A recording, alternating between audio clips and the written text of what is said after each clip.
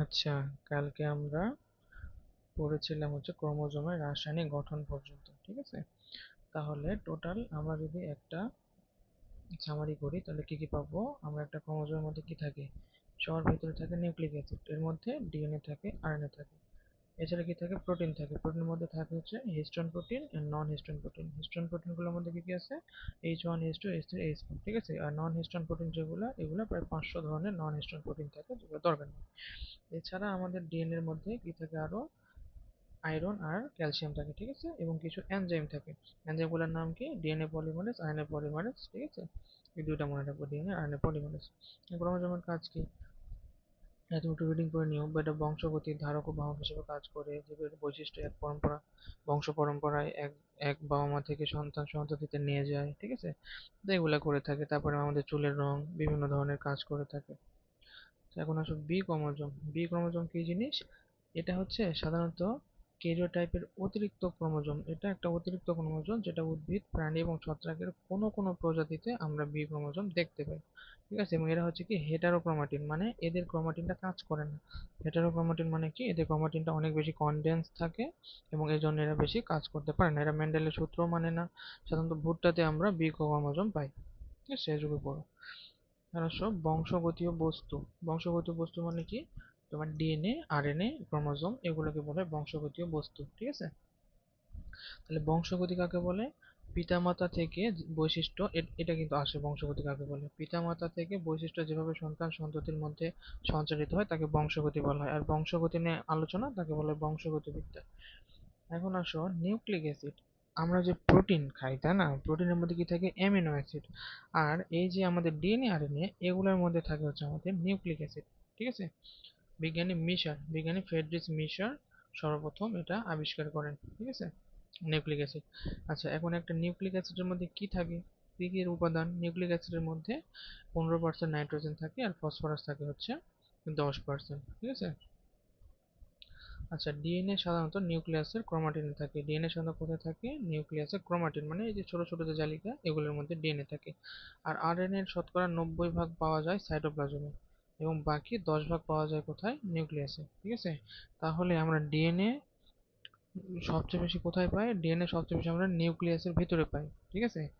এবং কিছু এমনি সামান্য কিছু ডিএনএ আমাদের সাইটোপ্লাজমে থাকতে পারে, কিন্তু আরএনএ 90 ভাগ আরএনএ থাকে সাইটোপ্লাজমে, মানে পুরোটা উল্টা। ডিএনএ আরএনএ কোথায় থাকে? এটা হচ্ছে উল্টা, ঠিক আছে?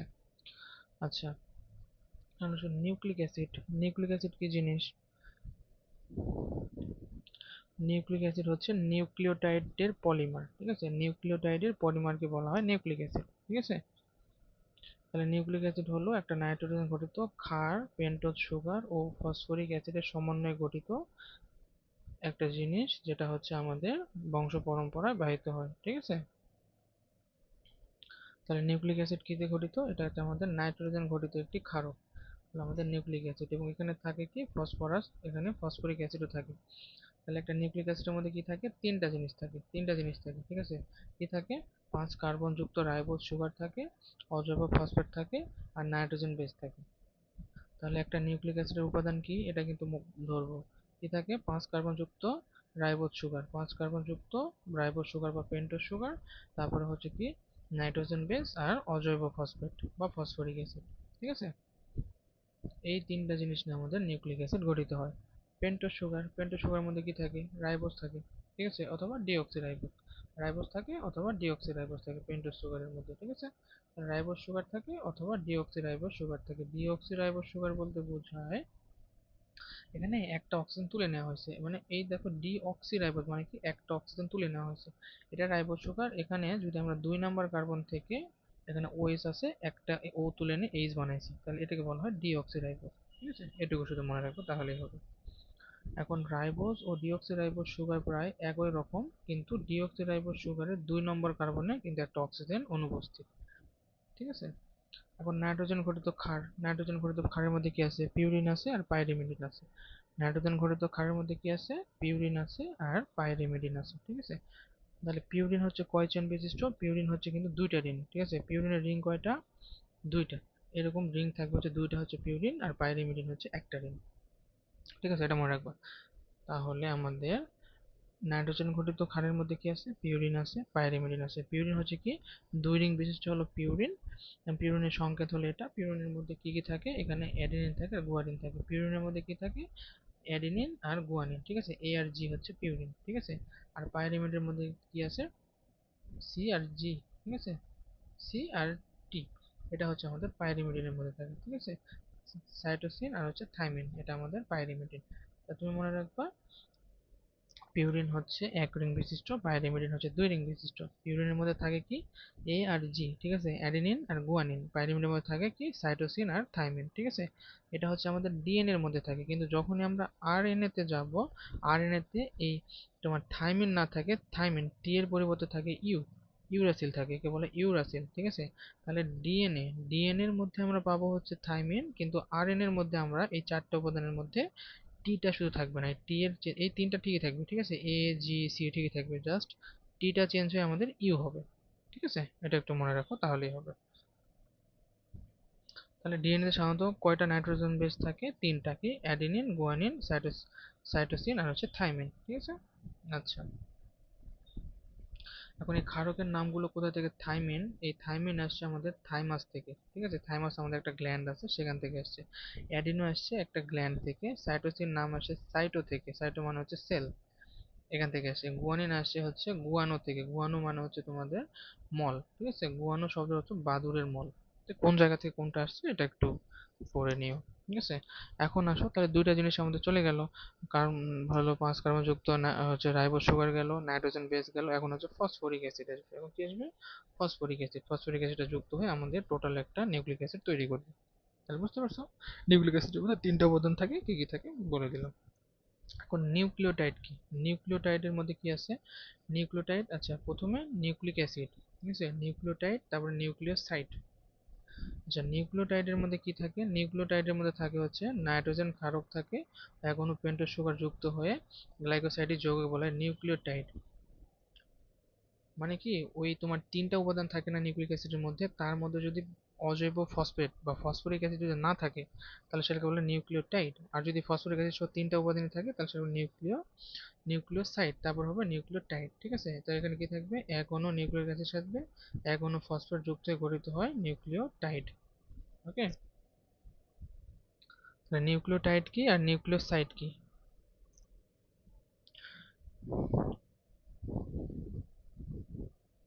তাহলে নিউক্লিওসাইড হচ্ছে কি থাকবে? নিউক্লিওসাইডের মধ্যে 2টা উপাদান থাকবে, আর নিউক্লিওটাইডের মধ্যে থাকবে হচ্ছে 3টাই উপাদান, ঠিক আছে? যে 3টা উপাদান থাকবে ওই 3টাই। তাহলে নিউক্লিওসাইডের মধ্যে কি থাকে? সাইডের মধ্যে থাকে হচ্ছে নাইট্রোজেন বেস থাকবে আর পেন্টোজ সুগার থাকবে, এই দুইটা জিনিস। আর এই দুটার জিনিসের সাথে নিউক্লিওসাইড, এই নিউক্লিওসাইডের সঙ্গে আবার যদি একটা ফসফেট যুক্ত হয়, তাহলে ওই দুটা মিলে নিউক্লিওসাইড করলো, নিউক্লিওসাইডের সঙ্গে একটা ফসফেট যুক্ত নিউক্লিওটাইড করলো, ঠিক আছে? এগুলা তার, এখন এই নামগুলো একটু একটু না পড়ে নিবা। এএমপি অ্যাডিনোসিন মনোফসফেট, তারপর এগুলোকে কি বলা হয়? এগুলো হচ্ছে রাইবোজ সুগার। রাইবোজ সুগারের মধ্যে কি কি আছে? অ্যাডিনোসিন মনোফসফেট, তারপর গুয়ানোসিন মনোফসফেট, তারপর হচ্ছে সাইটিডিন মনোফসফেট, ইউরাসিল মনোফসফেট, এগুলো। আর যেখানে ডি সামনে থাকবে সেটা হচ্ছে তোমার deoxy, deoxy amino monophosphate, deoxy guanine monophosphate, এইভাবে এগুলো পড়তে হয়, ঠিক আছে? কিভাবে পড়তে হয় জাস্ট এটা বলা আছে। এখন যদি মনোফসফেটের সঙ্গে আরেকটা ফসফেট যুক্ত করি, তাহলে কি হবে? ডাইফসফেট। তাহলে অ্যাডিনোসিন মনোফসফেট, তার সঙ্গে আমি আরেকটা ফসফেট যুক্ত করছি, তাহলে অ্যাডিনোসিন ডাইফসফেট। তার সঙ্গে আরেকটা ফসফেট, তাহলে অ্যাডিনোসিন ট্রাইফসফেট। এভাবে আমাদের এটিপি তৈরি হয়। তাহলে এটিপি আমাদের কিভাবে তৈরি হয়? অ্যাডিনোসিন মনোফসফেট, তারপর অ্যাডিনোসিন ডাইফসফেট, অ্যাডিনোসিন ট্রাইফসফেট, ঠিক আছে? আচ্ছা, তারপর হচ্ছে ডাইনিউক্লিওটাইড। ডাইনিউক্লিওটাইডটা কি? একটি নিউক্লিওটাইড যখন আরেকটি নিউক্লিওটাইডের সঙ্গে যুক্ত হয়, কি কিসের মাধ্যমে? ডায়াস্টার বন্ধনের মাধ্যমে। কিসের মাধ্যমে? ফসফো ডায়াস্টার বন্ধনের মাধ্যমে, তখন তাকে বলে ডাইনিউক্লিওটাইড, ঠিক আছে? আর পলিনিউক্লিওটাইডটা কি? পলিনিউক্লিওটাইড মানে এই অনেকগুলো নিউক্লিক অ্যাসিড একে অপরে একের সঙ্গে এভাবে যুক্ত হয়ে আছে, অনেকগুলো নিউক্লিক অ্যাসিড একের সঙ্গে যুক্ত হয়ে আছে, একে বলা হয় পলিনিউক্লিওটাইড চেন, ঠিক আছে? এই পলিনিউক্লিওটাইড চেনটাকেই বলা হয় আমাদের ডিএনএ, ঠিক আছে? Deoxyribo nucleic acid. তাহলে নিউক্লিক অ্যাসিডের যে চেইন বা নিউক্লিক অ্যাসিডের পলিমার, সেটা হচ্ছে আমাদের ডিঅক্সিরাইবো নিউক্লিক অ্যাসিড। নিউক্লিক অ্যাসিডের মধ্যে 3টা উপাদান থাকে, 5 কার্বন যুক্ত রাইবোজ সুগার, নাইট্রোজেন বেস, অজৈব ফসফেট, সবগুলো তোমাকে বর্ণনা করে দিলাম, ঠিক আছে? এখন আসলে নিউক্লিক অ্যাসিডের প্রকারভেদ। তা নিউক্লিক অ্যাসিডের ওই তোমার OH আর O এর উপর ভাগ করে দুই ভাগে ভাগ করা হয়। একটা ডিঅক্সিরাইবোজ মানে যেখানে OH থাকবে না, শুধু H থাকবে, তাহলে একটা অক্সিজেনকে তুলে নেওয়া হয়েছে। তার ডিএনএ, ডিএনএ মানে কি ডিঅক্সিরাইবো নিউক্লিক অ্যাসিড, ঠিক আছে। তাহলে ডিএনএ তে আমরা কি কি পড়তে হবে? ডিএনএ হলো কি একটা নিউক্লিওটাইড। ডিএনএ এর গঠন একক হলো একটা নিউক্লিওটাইড, এবং অসংখ্য এই নিউক্লিওটাইডের পলিমার মিলে আমাদের একটা ডিএনএ তৈরি হয়, ঠিক আছে। ডিএনএ হচ্ছে জীবনের আণবিক ভিত্তি। তাহলে টিকে যদি আসে ডিএনএ জীবনের আণবিক ভিত্তি কি, ডিএনএ হচ্ছে আমাদের জীবের আণবিক ভিত্তি। একটা মানুষের কত গ্রাম ডিএনএ থাকে? প্রায় 5 থেকে 6 পিকোগ্রাম ডিএনএ থাকে একটা মানুষের দেহের ভিতরে, ঠিক আছে। এই ডিএনএ তে সাধারণত কি কি থাকে? ডিএনএ সাধারণত থাকে অ্যাডিনিন, গুয়ানিন, সাইটোসিন আর হচ্ছে থাইমিন, ঠিক আছে। কিন্তু যখনই আমরা এই বেস পেয়ার গুলো থাকে হচ্ছে ডিএনএ তে, কিন্তু যখনই আমরা আরএনএ তে যাব, তখন আরএনএ তে এখানে টি এর পরিবর্তে আসবে হচ্ছে আমাদের ইউ, ইউরাসিল। এখন ডিএনএ মডেল, এখন ওয়াটসন আর ক্লিক অনুযায়ী আমাদের ডিএনএ মডেলটা ব্যাখ্যা করো। এটা তোমার আঁকতে দিতে হতে পারে, ঠিক আছে। ওয়াটসন আর ক্লিক অনুযায়ী ডিএনএ মডেলটা তোমাকে আঁকতে দিতে হতে পারে, এবং তোমাকে এই তথ্যগুলা বলতে হবে। তাই এটা খুবই কিন্তু ইম্পর্টেন্ট, তোমার এটা প্রায় আঁকতে দেয় যে ডিএনএ মডেল আঁকো। তাহলে ওয়াটসন আর ক্লিক অনুযায়ী আমাদের ডিএনএ মডেলটা আঁকতে হবে, ঠিক আছে। আচ্ছা, এখন তোমাকে আমি ডিএনএ মডেল কিভাবে আঁকতে হয় আর কি কি ভিতরে থাকে সেই জিনিসগুলো একটু পড়ে পড়ে শোনাই। আচ্ছা, এখন আসো, এখন ডিএনএ কি? ডিএনএ হলো এখান থেকে একটা নিউক্লিওটাইডের একটা পলিমার। ডিএনএ হচ্ছে নিউক্লিওটাইডের একটা পলিমার, যেখানে অনেকগুলো নিউক্লিওটাইড একটা ফসফোডাইএস্টার বন্ধনে, অনেকগুলো নিউক্লিওটাইড ফসফোডাইএস্টার বন্ধনের মাধ্যমে একে অপরের সঙ্গে যুক্ত থাকে, ঠিক আছে। ডিএনএ হচ্ছে একটা অম্লীয় সাবস্টেন্স। এখন এখানে কি কি বেস পেয়ার থাকে? ATCG, এই 4টা বেস পেয়ার থাকে, ঠিক আছে। ডিএনএ এর মধ্যে এই 4টা বেস পেয়ার থাকে। আচ্ছা, এখন আসো এটি, এ আর টি, যেটা এ আর টি। আচ্ছা,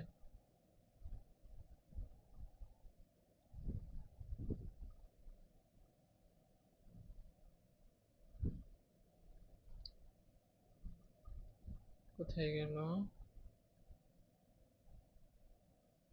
আচ্ছা, আচ্ছা, এখন আসো এ আর টি। এ আর টি যেটা, এটা হচ্ছে দুইটা বন্ধনের মাধ্যমে যুক্ত থাকে, ঠিক আছে। এ দুইটা বন্ধনের মাধ্যমে, টি। আর সি আর জি, সি আর জি কয়টা বন্ধনের মাধ্যমে? তিনটা বন্ধনের মাধ্যমে, এটা একটু মনে রাখো, ঠিক আছে। এবং একটা ডিএনএ তে যতগুলা এ আর টি থাকবে অতগুলাই সি আর জিও থাকবে, ঠিক আছে। এটা একটা সূত্র।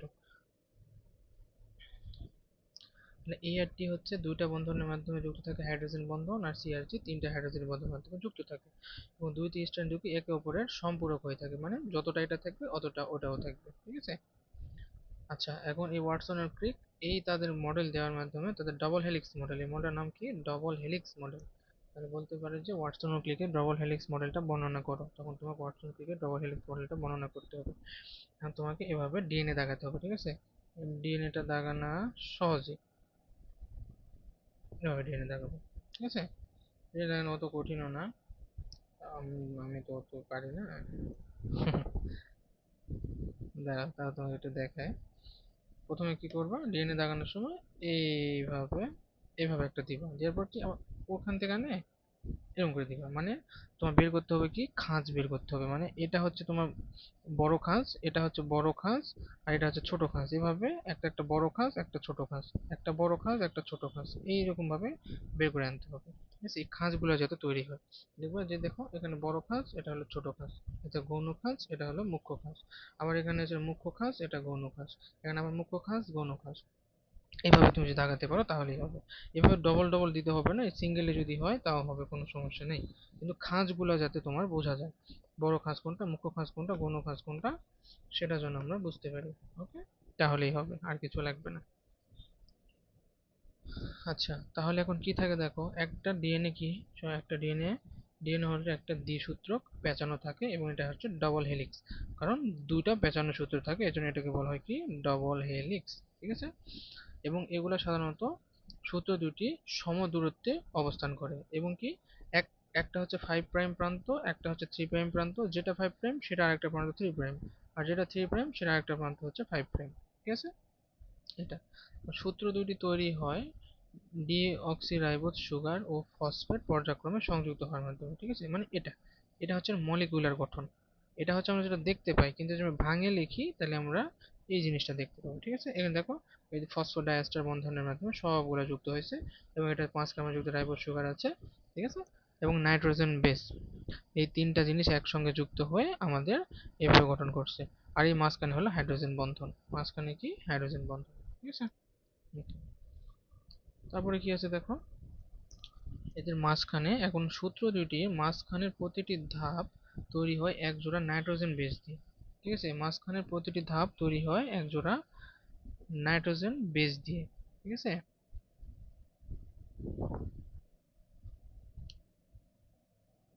এই দেখো নাইট্রোজেন বেস এটিসিজি, যেটা এটা হচ্ছে নাইট্রোজেন বেস, তাহলে মাঝখানের প্রতিটা ধাপ তৈরি হয় কি আমাদের নাইট্রোজেন বেস দিয়ে। ঠিক আছে, আর নাইট্রোজেন বেসের পাশে থাকে আমাদের সুগার, এগুলো হচ্ছে সুগার অণু। নাইট্রোজেন বেসের পাশে থাকে আমাদের সুগার অণু।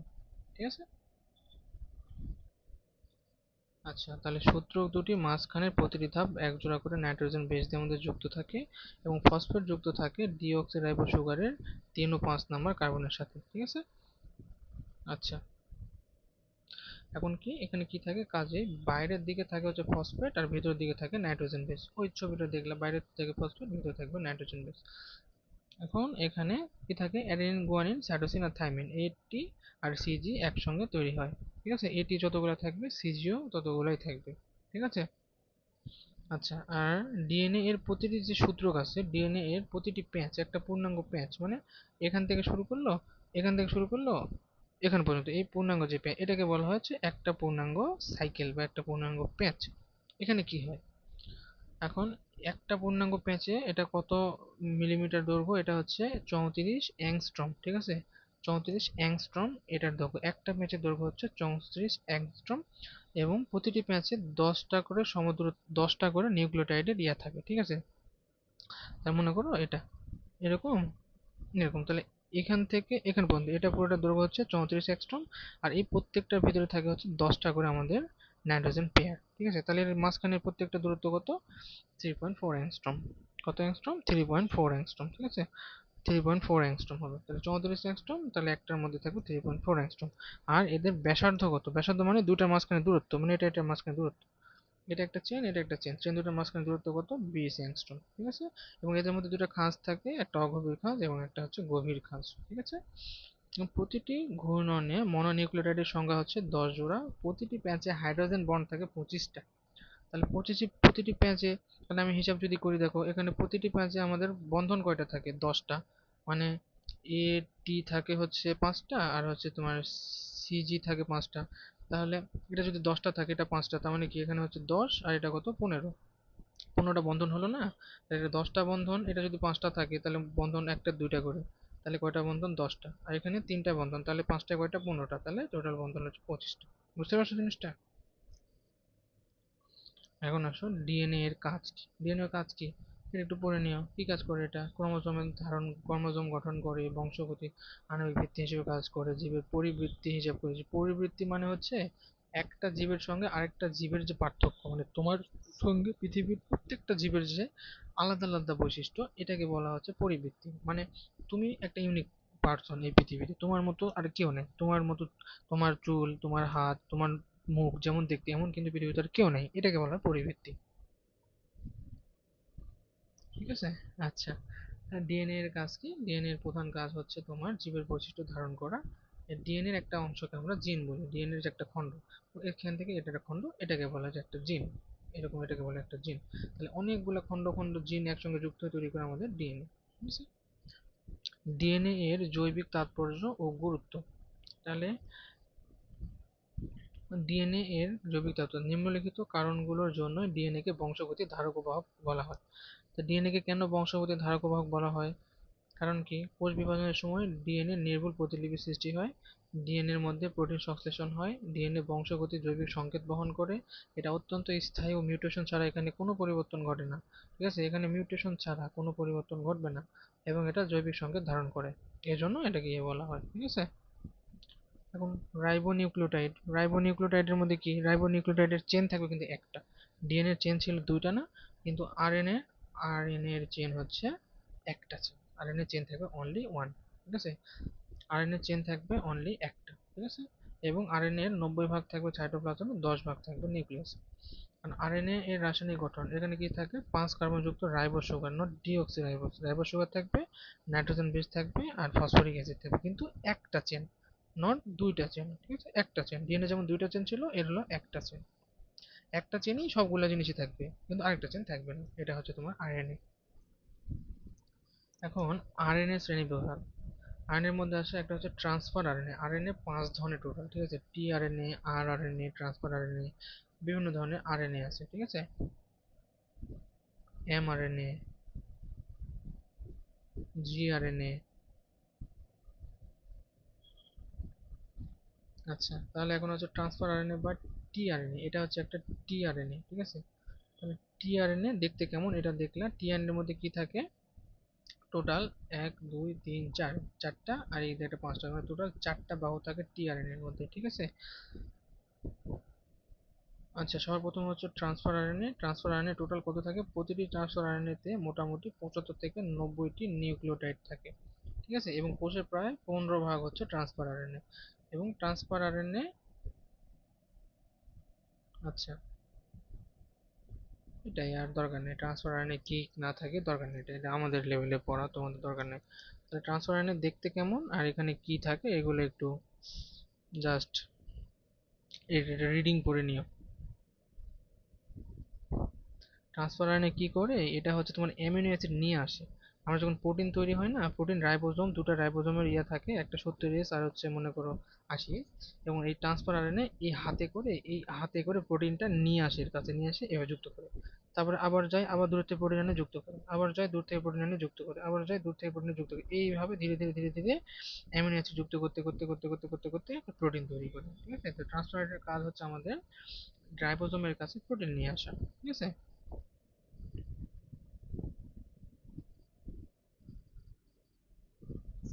এখন আসো মেসেঞ্জার আরএনএ। মেসেঞ্জার আরএনএ কি, ট্রান্সফার আরএনএ কাজ হচ্ছে প্রোটিন সংশ্লেষণের সময় এখানে কি অ্যামিনো অ্যাসিডকে মেসেঞ্জার আরএনএ অণুতে নিয়ে এসে দেওয়া, ঠিক আছে। এখন আসো মেসেঞ্জার আরএনএ। মেসেঞ্জার আরএনএটা কি করে, মেসেঞ্জার আরএনএ হচ্ছে, মনে করে একটা ডিএনএ কপি করতে হবে। মনে করো এটা একটা ডিএনএ, এটা আমি কপি করব। তো আমি কিভাবে কপি করব, এখানে একটা, এটা হয় হলো তোমার ট্রান্সক্রিপশনের মাধ্যমে। এটা একটা ডিএনএ বেস পেয়ারগুলো আছে, আমার এটা কপি করতে হবে, এখানে ট্রান্সক্রিপশনের মাধ্যমে আরেকটা নতুন করে আমার একটা আরএনএ তৈরি হলো, এই আরএনএটা বের হয়ে এই আমাদের সাইটোপ্লাজমে চলে আসলো। মনে করো আমার প্রোটিন তৈরি করতে হবে, তাই না, কিন্তু সংকেত আছে আমার নিউক্লিয়াসের ভিতরে। তাহলে ওই সংকেতটা আমি কিভাবে আমার সাইটোপ্লাজমে আনবো, কারণ প্রোটিন আমার তৈরি হয় সাইটোপ্লাজমে। তো এই মেসেঞ্জার আরএনএটা নিউক্লিয়াসের ভিতর থেকে একটা ডিএনএ কে একটা কপি তৈরি করলো, ডিএনএ একটা কপি তৈরি করে এটা চুল তৈরি করতে হবে, এটা কালো জিন।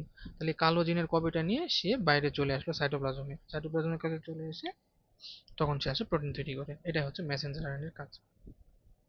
তাহলে মেসেঞ্জার আরএনএর মধ্যে কি থাকে, এর হচ্ছে একটা, এটা হচ্ছে তোমার সাধারণত নন কোডন, ঠিক আছে।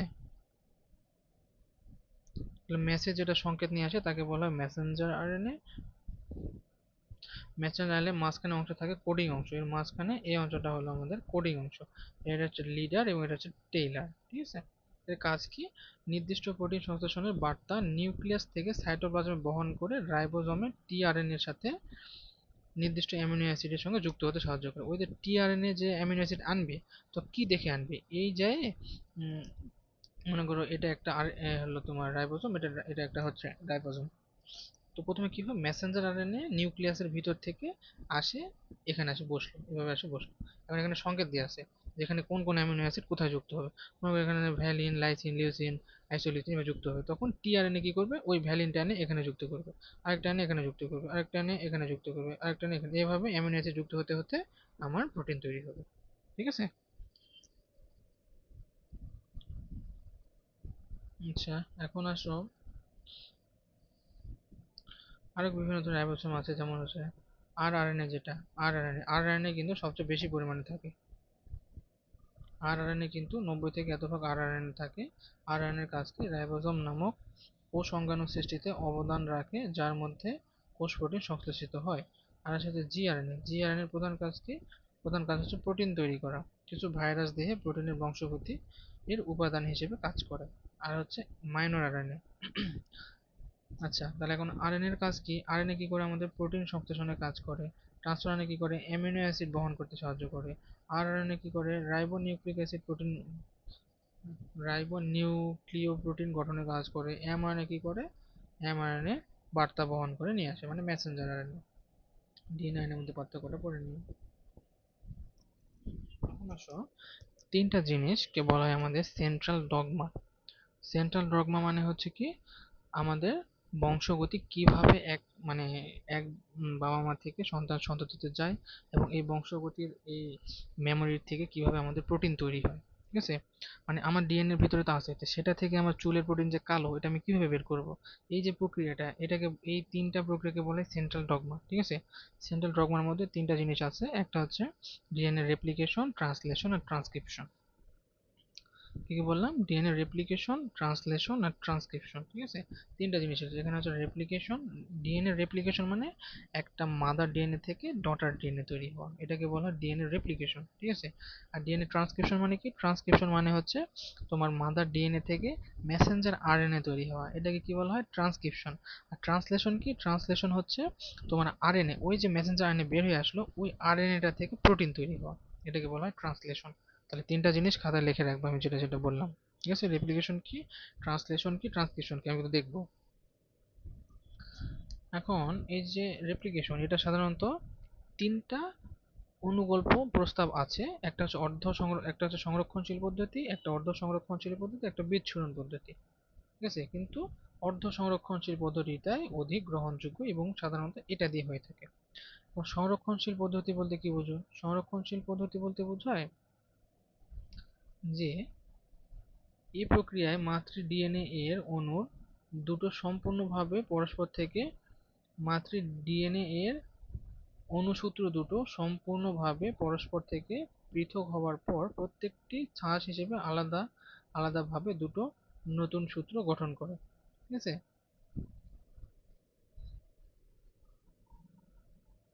মানে কি, এই যে দুটো অণুসূত্র ছিল, এগুলো আলাদা আলাদা ভাবে এভাবে চলে গেল, এখানে এটা আসলো, এখানে এটা আসলো, আসে এখানে একটা আলাদা ডিএনএ, এখানে আলাদা ডিএনএ, এটাকে বলে সংরক্ষণশীল অনুলেপন। ঠিক আছে, আর অর্ধ সংরক্ষণশীল অনুলেপন বলতে বোঝায় কি? বলতে বোঝায় হচ্ছে একটা ডিএনএ আছে, জাস্ট ডিএনএটা এভাবে আমার ভাগ হয়ে গেল, যে এখানে একটা এখানে একটা তৈরি হলো, তো বলে অর্ধ সংরক্ষণশীল, মানে কি অর্ধেক পুরানো অর্ধেক নতুন, এটাকে বলা হয় অর্ধ সংরক্ষণশীল।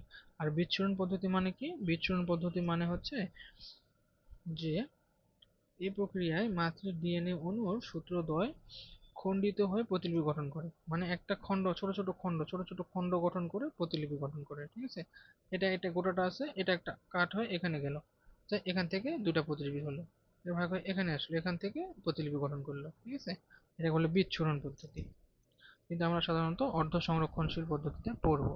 ঠিক আছে, এখানে কি হয় অর্ধ সংরক্ষণশীল পদ্ধতিতে?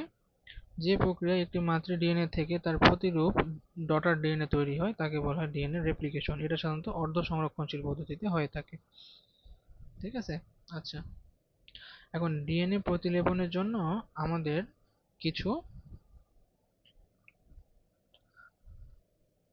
আচ্ছা আরেকটা জিনিস, আচ্ছা, প্রকৃত কোষের লম্বা সূত্রাকার ডিএনএ এর কোনো প্রান্তই রেপ্লিকেশন শুরু হয় না। ঠিক আছে, রেপ্লিকেশন শুরু হয় সূত্রের মাঝে মাঝে মাঝে একই সাথে বহু জায়গায়। ঠিক আছে, মানে এটা একটা ডিএনএ, এর রেপ্লিকেশন কোনো শেষে শুরু হয় না, শুরু হয় হচ্ছে মাঝে মাঝে, এখানে এখানে এখানে মাঝে মাঝে শুরু হয়। ঠিক আছে, মাঝে মাঝে কি হয়, এটা ভেঙে যায়, ভেঙে যায় মানে আলাদা হয়ে যায়, এরকম ছিল তো, এরকম লাগানো ছিল, বেস পেয়ার গুলো আছে, এখানে মনে করো ভেঙে যায়, এটা একটু ফাঁক হয়ে গেল, এটা একটু ফাঁকা হয়ে গেল, এখানে একটা করে ডিএনএ তৈরি হলো, আবার এখানে একটা করে, আবার এখানে একটা করে, এভাবে তৈরি হয়। ঠিক আছে, আর এখানে আমাদের কি লাগবে?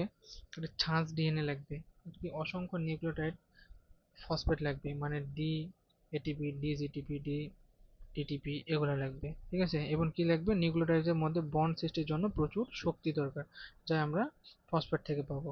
ঠিক আছে, এবং কিছু গুরুত্বপূর্ণ এনজাইম লাগবে, যেগুলো এই আমাদের ডিএনএ রেপ্লিকেশনের জন্য কাজ করবে, কিছু গুরুত্বপূর্ণ এনজাইম। ঠিক আছে, এখানে লাগে হচ্ছে ডিএনএ পলিমারেজ, ডিএনএ পলিমারেজ নামক এক ধরনের এনজাইম এখানে লাগে। আচ্ছা, তাহলে এখন আসো ডাবল হেলিক্সে স্ট্র্যান্ড দুটি একক স্ট্র্যান্ডে পৃথকীকরণ। প্রথমে কি ধাপ একে কি করতে হবে? ধাপ একে হবে হচ্ছে আমার এই যে ডবল হেলিক্স ছিল না, ডবল হেলিক্সের একটা জায়গা যেটাকে বলে অরি, অরি মানে যেখান থেকে শুরু হচ্ছে, অরিজিন।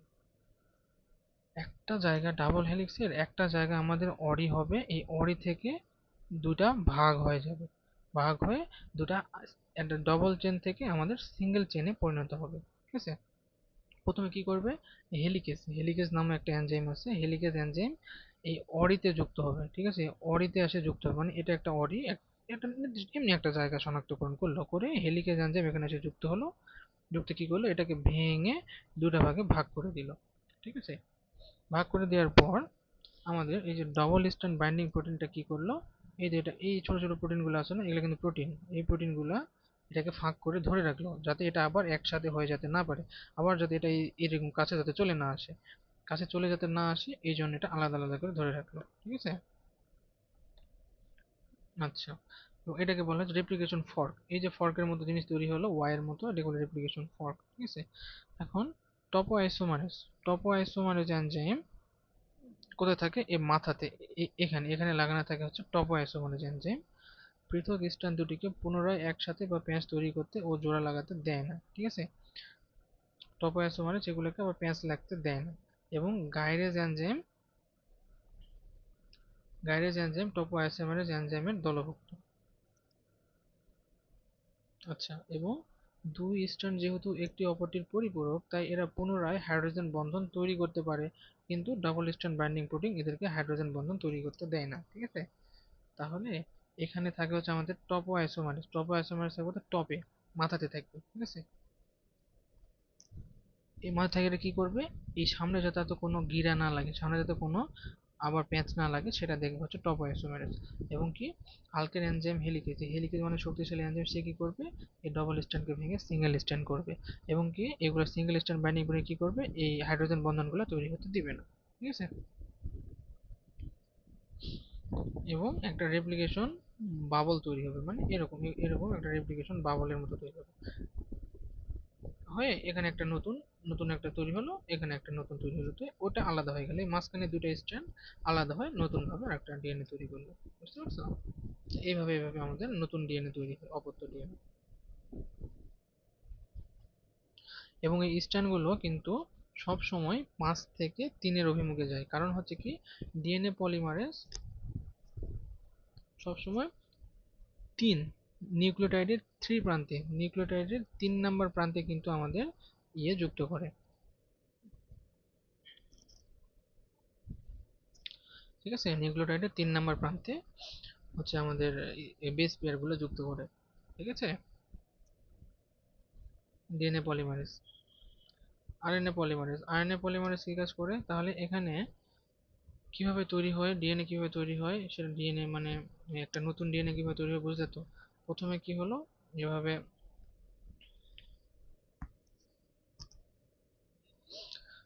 প্রথমে কি হলো, একটা একটা অরি তৈরি হলো, অরিতে হেলিকেজ এসে লাগলো, লাগে এটা দুটো স্ট্যান্ডে ভাগ করে দিল।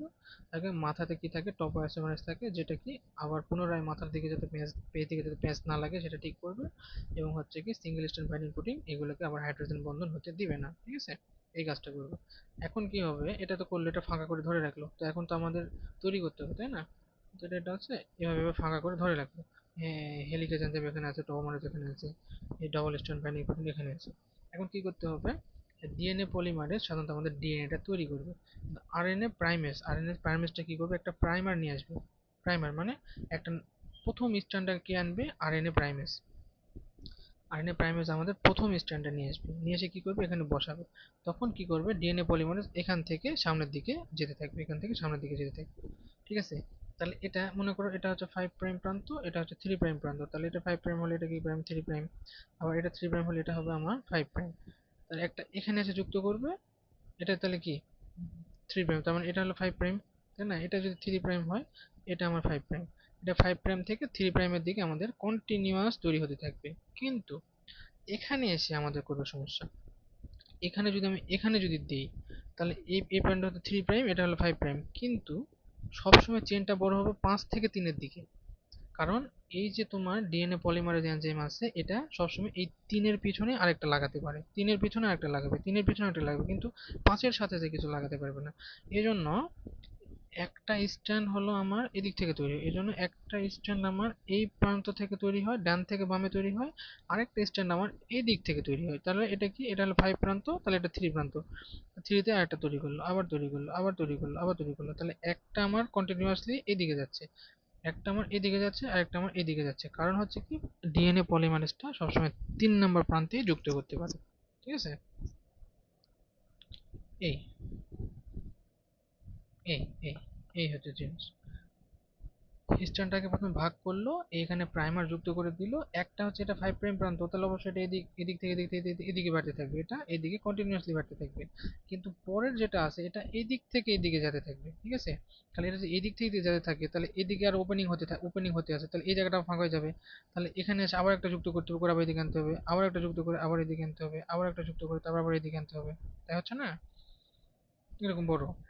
এটা তো মনে করো 5 প্রাইম থেকে 3 প্রাইম এদিকে খুলতেছে, এদিকে খুলতে আছে, এদিকে যেতে আছে। কিন্তু এটা কি হয়, এখান পর্যন্ত খুলছে মনে করো, এদিকে সে আসলো, হয়ে গেল।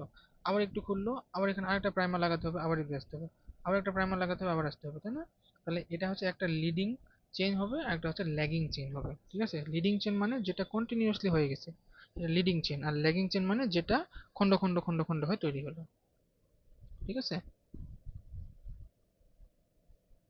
আচ্ছা, এখন এই দেখো নতুন যে সূত্রটি ফর্ক দিয়ে যেটা বৃদ্ধি পাইলো, সেটা একটা মধ্যে আছে লিডিং সূত্র। লিডিং সূত্র মানে যেটা 5 প্রাইম থেকে 3 প্রাইমের দিকে গেছে, সেটা হচ্ছে আমার লিডিং সূত্র।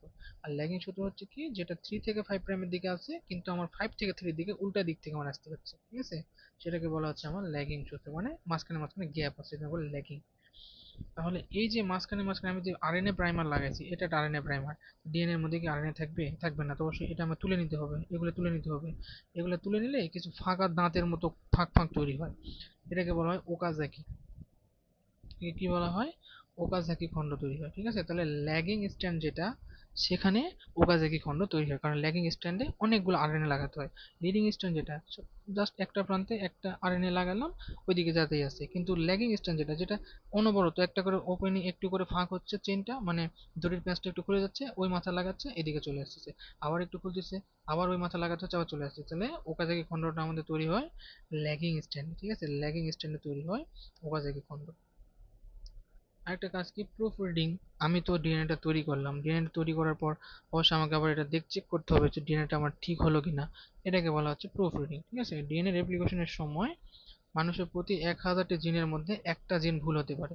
তৈরি করার সময় ভুল হতে পারে না, কোটি কোটি কোটি কোটি জিন, তো অবশ্যই একটা জিন তো ভুল হতেই পারে। তো এই যে জিন ভুল হয়, এটা মেরামতের জন্য আমাদের প্রুফ রিডিং করতে হয়। ঠিক আছে? প্রুফ রিডিং করে কি, ডিএনএ পলিমারেজ 1 আর ডিএনএ পলিমারেজ 2 আমাদের প্রুফ রিডিং করে থাকে। ঠিক আছে? এটা এটা একটু পড়ে নিও। এই তো এতদূর পর্যন্ত থাক, আর কালকে পড়ে দিলে শেষ।